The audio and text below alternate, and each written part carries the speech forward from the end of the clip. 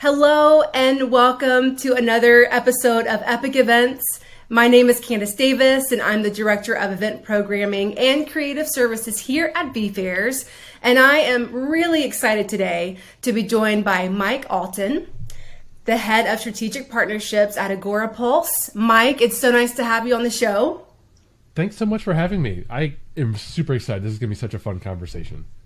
Agreed. Can't wait to see what we dive into. I'm looking forward to picking your brain on all things influencer marketing, since you're a guru and SME in that world for specifically virtual events today we'll be talking about. But before we dive into the topic, let us know where you're located in the world and what you do at AgoraPulse. Yeah, so I'm in the St. Louis metro area in Missouri, and I work full-time for AgoraPulse. I've been with AgoraPulse since 2018. It's a social media management solution. And my role, ever since I started with the company, has been to manage our influencers, our brand partnerships, our ambassadors, right? So I'm in charge of all of our external relationships, which is one of the reasons why I end up running our virtual events, because it's a lot of those same influencers that I bring in to be speakers. But that's what I do. I run our virtual events. I manage our in-person event presence. So I'm often traveling to marketing events now that we can travel again. It's very exciting. And I get to keep tabs on what the influencers in the actual social media marketing space are doing and build on those relationships and hopefully leverage them to some fun win-win co-marketing activities. Yeah, that's so cool. So you hang with the cool people, right? Yes, I do. And this topic of influencer marketing is new to a lot of planners and organizers out there, but I think this episode will really help them understand what it is, how they can get started and tackle, this type of marketing and how they can kind of see and leverage it to increase registrations, attendance, maybe even, some profitable areas too with budgeting and revenue generation there too. So let's dive right in. What do you think? Absolutely. Let's get to it. All right. So I'm going to fire off some questions. And again, this is kind of like intro influencer marketing 101 for event planners. So first off, tell us a little bit about influencer marketing, what it is, how long you've been in it, and anything we need to know. Yeah, so it's funny because influencer marketing isn't new. The term is new, but the idea of using somebody else to sell our brand, our product, or our services, that's not new. I think the first instance of true influencer marketing was probably 1903 when the Conklin Pen Company in Toledo, Ohio, they hired Mark Twain to endorse their Crescent pen, a ballpoint pen. And the idea was that Mark Twain was somebody that normal, everyday people could see actually using that product. So when he says, this is a great pen and I would use it, they believe him. Which is different from the brand simply saying, hey, we've got a great product or service, you should use it. Or, hey, we've got a great event, you should come to our event. Everybody knows you're doing it to benefit your own business in some way. So there's trepidation there from consumers. So today, influencer marketing is a huge business because it's so effective. It brings that word of mouth, it brings social proof, it brings authority, and most importantly, it brings trust. It leverages trust. So brands today, they can work with influencers. And an influencer, by the way, could be anybody. It could be anybody who has any kind of audience, no matter how small. You don't have to be Kardashian-level celebrity with billions of followers, right, to be an influencer. You could be the president of your local Lions Club, and I guarantee that individual is an influencer for the right business. So businesses today can walk alongside, they can develop relationships, and they can use influencers to reach those new, broader audiences. And that's what I think is particularly effective for virtual events. Yeah, and so with influencer marketing, if someone has never kind of, taken a dive into this type of marketing area, where do they begin? What should they look for? Who do they go to? I mean, of course, they could use someone and services like you provide, but where do you even start to begin?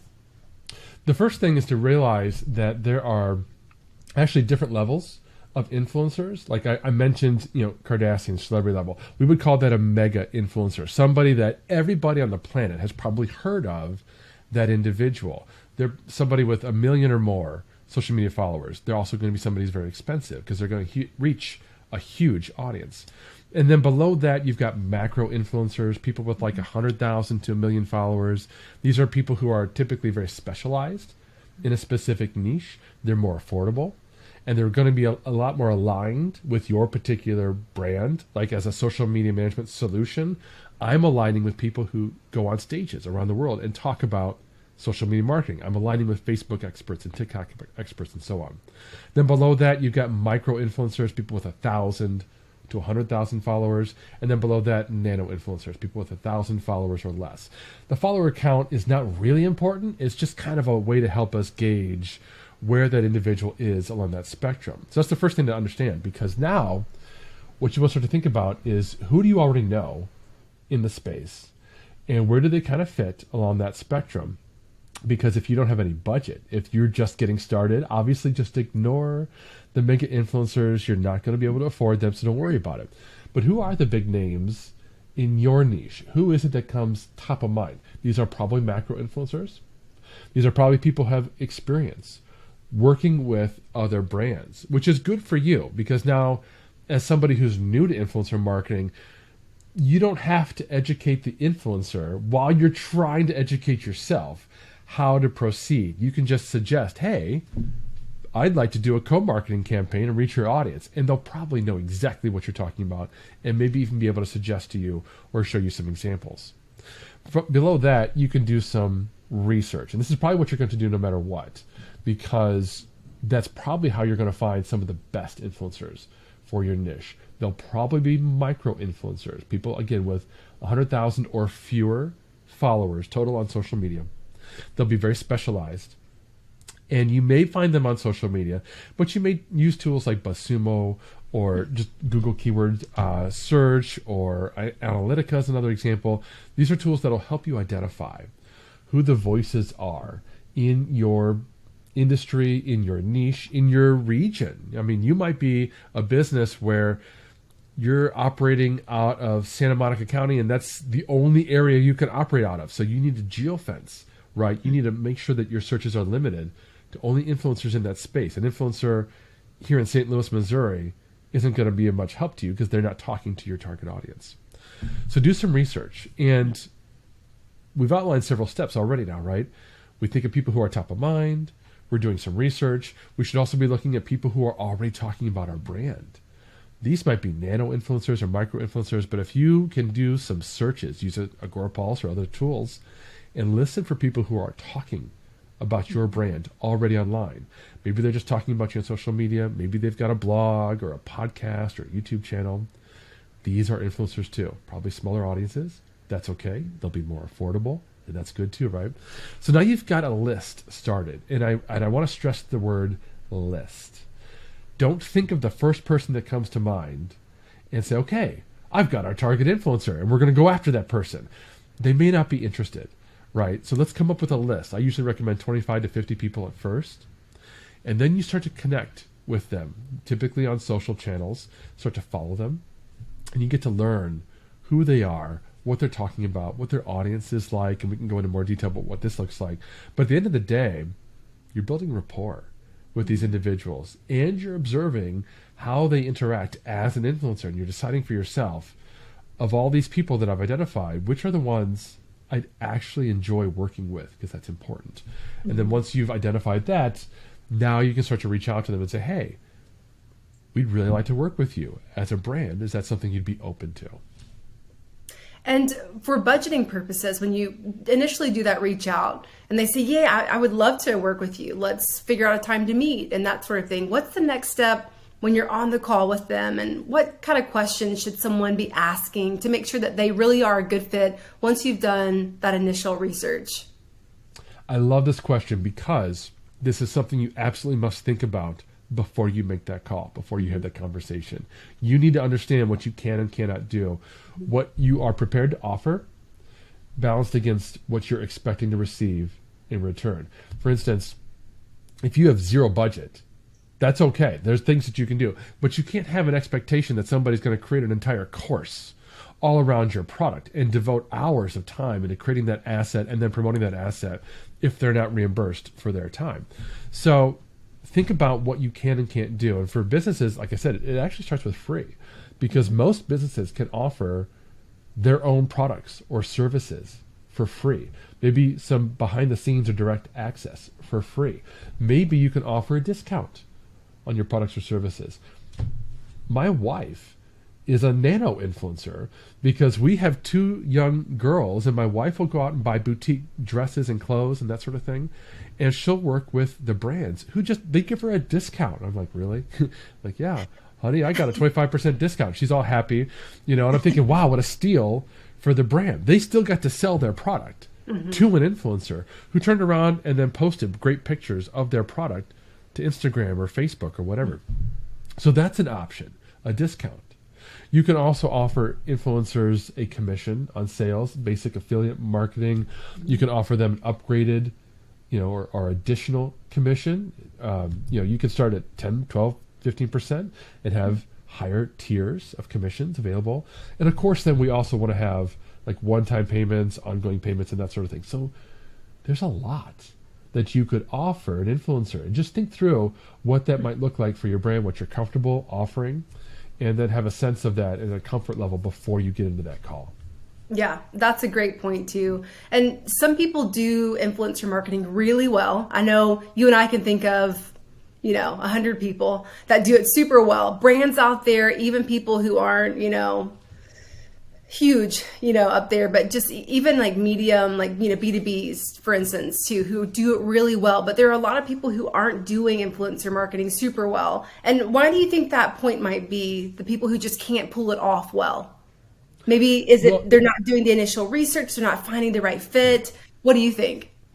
Yeah, there's a number of fault areas. Brand fit is one of the most important things. That's what I call the first criteria. I harken back to that Conklin example. So you got a pen company in 1903. And up until that point, most influencers had been professional baseball players and other sports athletes. Yeah. So, you're selling a pen. Let me get a prop so you can visualize this. You must sell a pen.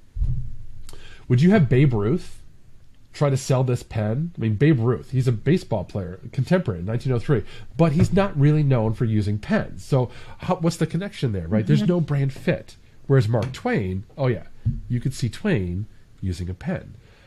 So that's why we have that stage where I tell people to follow influencers on social media and actually pay attention to what do they write, how do they respond to their audience, how does their audience respond to them, because you're engaging, how actually active, how much influence do they really convey? They might have bought all their followers, or maybe they were talking about something 5-10 years ago and now they've shifted to crypto and Web 3.0, and their followers were expecting Google Plus information. And so there's a disconnect now between who they are today and what they were talking about when they gained those followers. So now they're not engaged either. So you want to pay attention to those things. So brand fit is hugely important. But the biggest mistake I see brands make is that they want to rush. They have an event in 2 weeks, and they want an influencer to help them promote that event that's in 2 weeks. Or they've got a product and they just want to reach a larger audience. So they think, oh, you know what? I'll just fill out a form on this influencer's website and I'll pay them a couple $100 to have them send out a tweet. That's not going to do anything. That's not effective.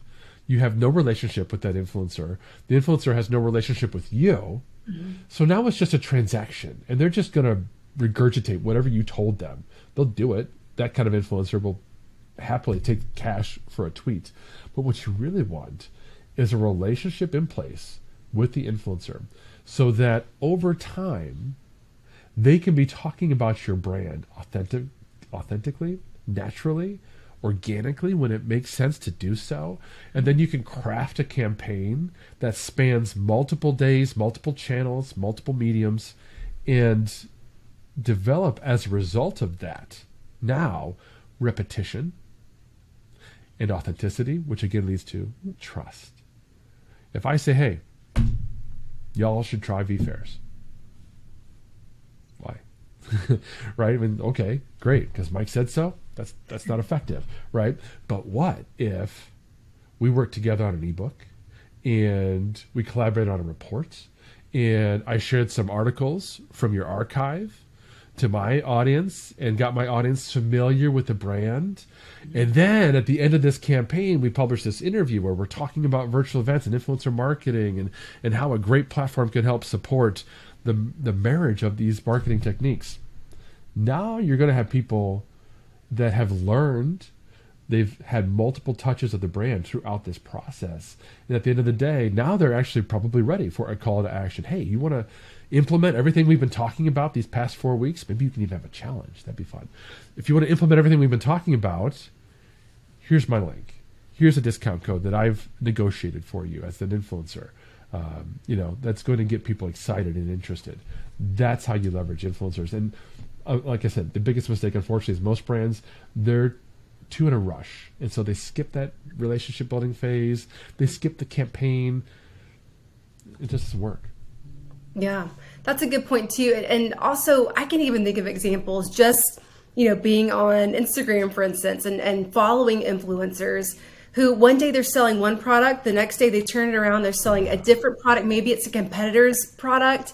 And to me, I lose trust because they're just kind of floating around to the next best thing to get them more commission, that sort of thing. It's not believable to me all of a sudden as, an audience kind of like looking, into the influencers' life and what they're sharing every day. And it kind of breaks that trust that you mentioned. And that's a big deal, especially when you're talking about a brand, because ultimately I unfollow the influencer, whoever it may be, because I know they're just trying to make a dollar, right? The brand's trying to make a dollar, the influencer's trying to make a dollar, and they've lost my attention. Do you find that happening pretty often too? Yeah, and it's crazy because, well, first of all, it's not smart on the part of the influencer. You're right. Because I guarantee you 100% of the time that behavior is noticed. It's noticed by the brands. It's noticed by the brands that are paying them, and it's noticed by the brands who are refusing to pay them. And eventually they're going to lose all support whatsoever.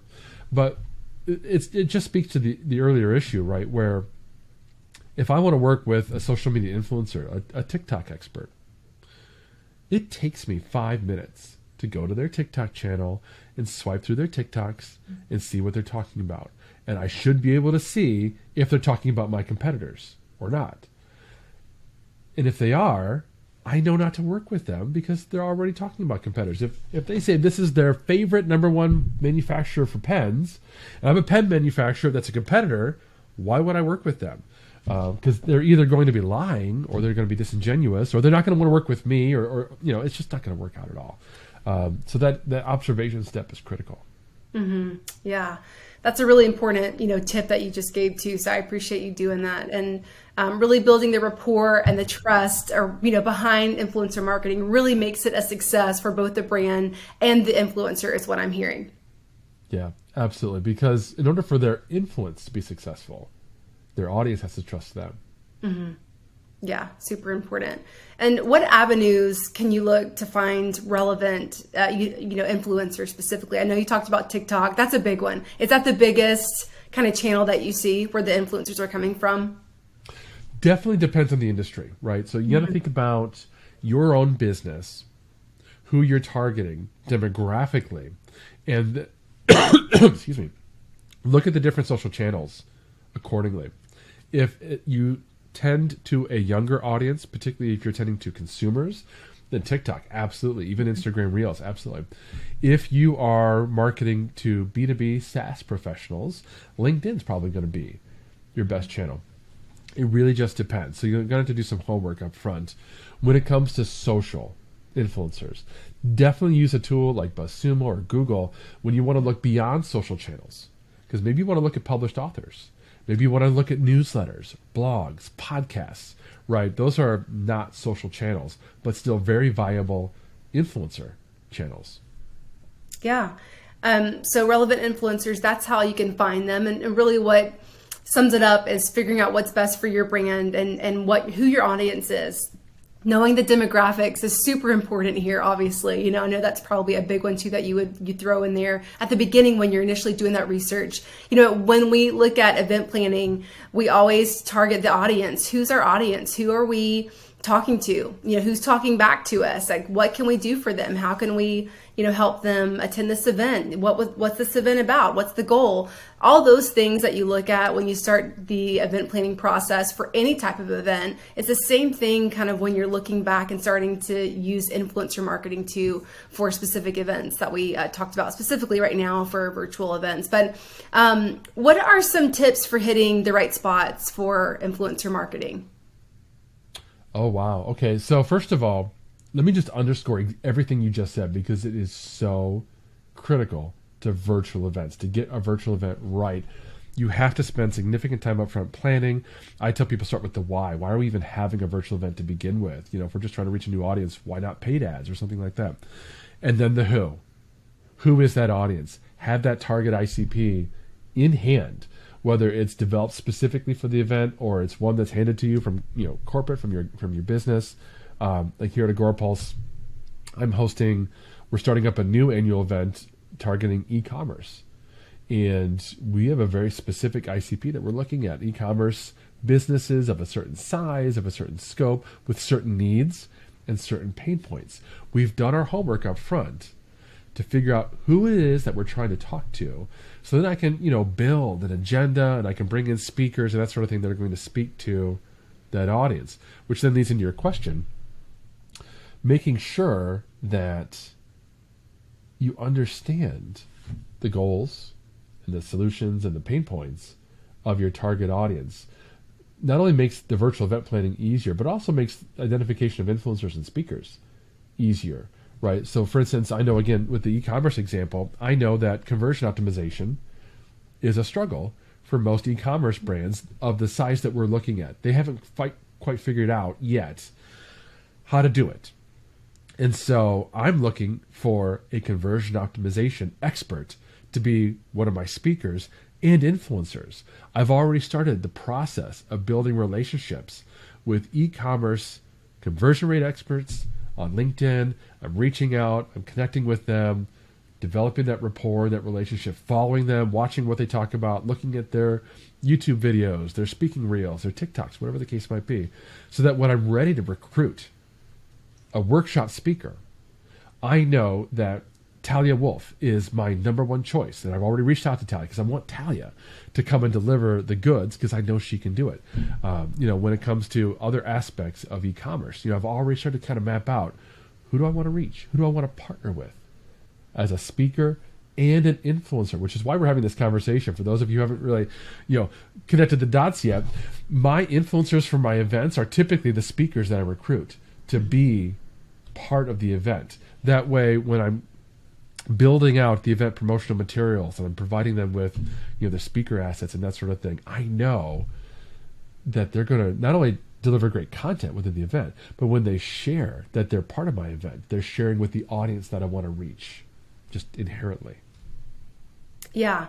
And building those relationships really is core going back to one of your first points about building trust with them first. Start to follow them, like you mentioned. See kind of what their weekly, daily activities look like with the posts that they're doing. Make sure they're the right fit for you and your brand and your event if you're going to use them for your marketing, scheduling too. But I want to go into the area of budgeting. This is a big thing because, as you know, being an event planner and organizer yourself, for what you're doing too there, which is really cool.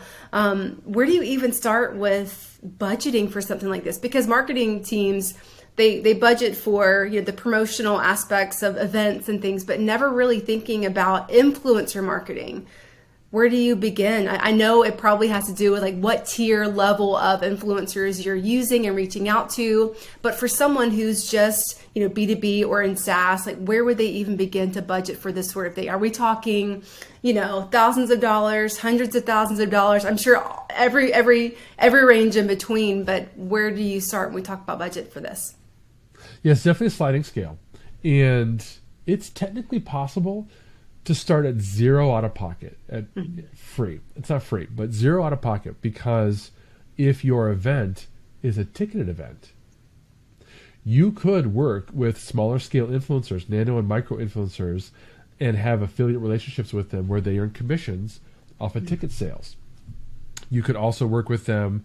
Maybe you've got paid sponsors that are bringing in budget of their own to be a part of your event. And you might work with influencers to help you bring in additional sponsors. I don't see that a lot because it's a very nuanced approach, but it's super effective if you can find the right mix of influencers and partners. And like we talked about, observing influencers, their posts, and figuring out, okay, what other brands are they already working with? And hopefully you would find out that not only are they not working with competitors, they are in fact working with other brands who might make for great partners, right? Every virtual event that I put on, I've got dozens of brand partners that don't compete with Agorapulse. I already have partners lined up for my next event, like Wave.video. They help produce, great short form video. They're not competitive with me at all. But if I didn't have a relationship with them, and maybe I was looking at, excuse me, someone like Mari Smith, and I could see, okay, Mari's worked with Wave.video before. Maybe Mari will make an introduction to Wave to me, to their CTO. We can work something out. So you can start there. But generally, most events, I would recommend having a budget in the thousands of dollars, whatever we can afford, because ultimately what we're looking for out of those influencers is to reach broader audiences, new audiences, right? And it can be really effective because not only are you going to reach a larger audience, but then you're also adding on to that trust and authority and social proof, right? That the influencer brings, that's different from us just tweeting to our existing audience or something like that, right? Where, maybe the audiences are the exact same size, but on the one hand, it's the brand talking to people. On the other hand, it's an influencer, an individual that the audience relates to and listens to more. So that's a much more effective avenue for advertising. And it works really well if you're able to combine, like I said, the speakers and the influencers from the event perspective, right? Because then you can have budget to pay some speakers, some higher end speakers, people who are doing this professionally, and they'll bring along with them their audience. This is going to be different with every speaker. In other words, you wouldn't have a budget of $5,000 and pay $500 to all of your speakers. Not everybody charges the same, and not everybody needs to be paid. Some people, that's not what they do for a living, and so they're comfortable because it's good for them. It's good for their brand, perhaps. That's one of the other common areas where I get speakers from my events is other brands, right? Like I had somebody from TikTok, I had somebody from Meta, I had somebody from Google at my last event. Those people don't necessarily be paid for their time because there's other benefits that they're getting from it. But for the professional speakers, the ones that have a larger audience, definitely want to have a budget. Where that scale continues to go up is your expectations for your own event. And this is where you can look at other events in your space, in your industry, and see what those have been like, how heavily attended they've been. Has it been hundreds of people? Are you expecting hundreds of people to your event? Are you expecting thousands? Are you expecting tens of thousands? The higher your expectations, the higher your budget's just going to have to be. Yeah. And that's the same approach too with talking about influencer marketing. It reminds me so much when I worked in the music industry, working with agencies, if you want to book talent, you go straight to them. And the range is wide, and they see if that's a good fit for your event specifically. And you kind of say like, hey, I want an A-level artist, a B-level artist. It's a sliding scale of how much budget you have to bring to the table too. So it's very similar when you're looking to, book influencer marketing talent as well, And so with what you do, is this what you're kind of doing all day, making sure that it's good fits for certain brands and booking, like helping to book some of these influencers for, marketing for other brands and events? Yeah, it's really interesting. This is actually one of my favorite parts, and I don't get to do it all the time. I do it, periodically when I have a new event coming up or if I'm working with a client. But putting together an agenda and a roster of speakers is one of my most enjoyable things. I have budget. I've got a very specific, finite capped budget, right? I cannot go over that. So there's a specific pool that I have. So that's part of the challenge, is finding that combination of speakers and influencers. I may work with influencers purely on the promotion side, right? They're not speaking at all. We'll do that with leftover budget. But when it comes to the speakers, I've got to, come up with this puzzle piece map, and I don't know what it looks like. That puzzle's a terrible metaphor, because you usually have a box where you can see what it's supposed to look like. I don't know what this is going to look like. I just know that I've got a limited amount of budget. But what I enjoy the most, I think, is combining all those levels of influencers we talked about at the beginning. Nano influencers, macro influencers, and micro influencers. It's the macro influencers as speakers that are going to command $500, $7,500, $10,000 or more to speak. And sometimes you're going to reach out to somebody and they're going to be like, well, I need $20,000 to speak. And you're like, well, that's out of my budget. I actually tried to talk to the lady who wrote Boss Girl for my upcoming summit. I thought she'd be a terrific opening keynote speaker. Well, she's asking $25,000 these days. So awesome for her. Not so awesome for me. I don't have that kind of budget. That's cool. Seth Godin's another easy example. I wanted to use him for one of my previous marketing events. $40,000 is where he starts for an event. Great. Can't you do it? So we figure out who we can afford. And then what I really enjoy is being able to fill in with nano and micro influencers who they're really good at what they do, but they don't have experience speaking, and they want experience speaking, which means I'm giving them a shot. Yeah. I'm really helping them. They're helping me. They're helping me fill a gap. Maybe I want to have a subject matter expert on a very specific topic, like Amazon live shopping, right? So I'll go out and I'll talk to Jim Fuse and I'll say, Jim, can you come speak at my event about Amazon live shopping? And Jim's got a podcast and a YouTube channel, but he hasn't done a lot of events. So I'm giving him a moment on my stage, basically, and I'm elevating him as a speaker, and I'm giving him a start in the industry. And the other thing that I absolutely love to do is, again, as the event coordinator, make sure that my lineup is as diverse as possible, and make sure that I'm bringing in women, I'm bringing in people of all different ages, all different races and ethnicities, gender type. I want to make sure that there's broad representation, and that it's not a roster of 30 middle-aged white guys trying to deliver content. And that's important to me. And I really appreciate that there have been instances in the past where that's been noticed. And people say, hey, Mike, I am so thankful that I don't even have to look at your roster of speakers. When you come and ask me to speak, I know I'm going to be joining a diverse roster of speakers. So that's the puzzle that I love putting together. That's the time that I enjoy the most. Yeah, I can tell. That's where your creativity kind of comes to life, seeing who would be the best to be placed at a specific event. And what about just the lineup of who's doing the keynotes, who's doing the general session, who's doing maybe some Q&As? And does that kind of depend on what they bring to the table, obviously, but personality types? Because there may be some that are quieter, but hey, they can really bring in the audience too. Where do you fit those people in that puzzle? I'm just curious. Yeah, that is 100% an important consideration. And that is why I do differentiate the kinds of sessions that I'm scheduling throughout the day. Some events, some event planners, they'll just say, oh, these are just sessions. They're all sessions. It makes it easier in my mind to think about an opening keynote. All right, opening keynote has got to be high energy, super engaging, interesting, and it's got to set the table for the rest of the day.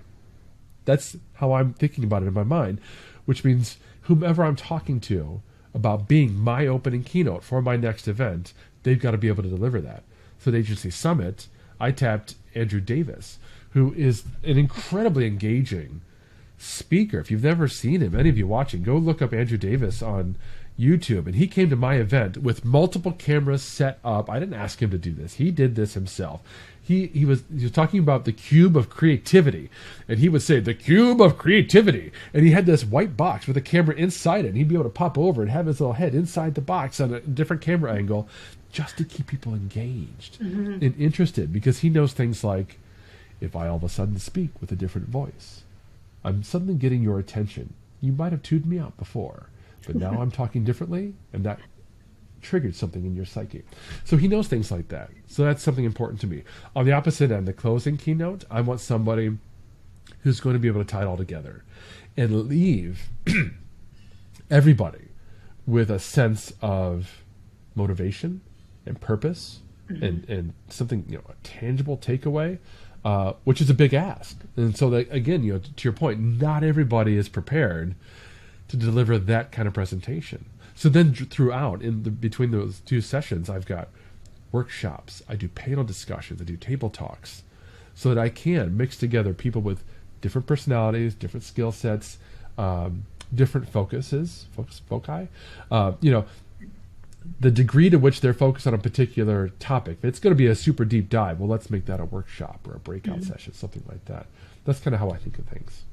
Yeah, and that's a very well-rounded way to go about setting up an agenda for your event, looking at the different personality types, who's really going to bring that energy and impact at the beginning to really set the tone for the rest of the day and the rest of the event. And that same energy, I know we're pretty much all virtual. A lot of people are getting back to in person.